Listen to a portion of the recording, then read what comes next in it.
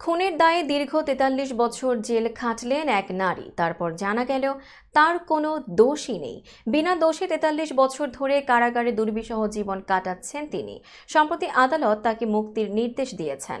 ঘটনাটি ঘটেছে যুক্তরাষ্ট্রের মিজৌরি অঙ্গরাজ্যে। ব্রিটিশ সংবাদ মাধ্যম দ্য গার্ডিয়ান জানিয়েছে, বিনা দোষে জেল খাটা ওই নারীর নাম স্যান্ড্রা হেম।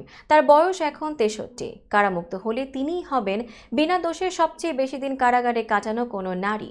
১৯৮০ সালে প্যাট্রিশিয়া নামের একজন গ্রন্থাগার কর্মী খুন হন মিজৌরির সেন্ট জোসেফে। পুলিশ তদন্তে নেমে গ্রেপ্তার করেন স্যান্ড্রা হেমকে। স্যান্ড্রার বয়স তখন ২০। আদালতে তিনি নিজেই খুনের কথা স্বীকার করেছিলেন। তার স্বীকারোক্তিমূলক জবানবন্দিতেই স্যান্ড্রাকে আমৃত্যু কারাদণ্ড দেন আদালত।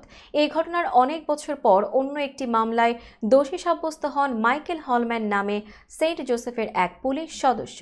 সেই মামলায় কারাদণ্ড হয় তার। গ্রন্থাগারিক প্যাট্রিশিয়া খুনের সময় হলম্যানের বয়স ছিল ২২।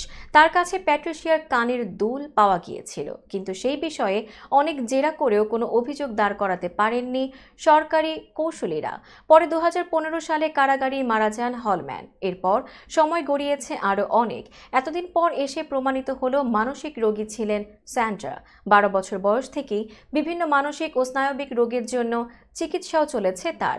তাই আদালতে তিনি অসংলগ্ন কথা বলেছিলেন এবং নিজেই দোষ স্বীকার করেছিলেন। চলতি বছরের জানুয়ারিতে স্যান্ড্রা হেমের আইনজীবীরা আদালতে ১৪৭ পাতার নথি জমা দিয়ে দাবি করেন তাদের মক্কেল নির্দোষ।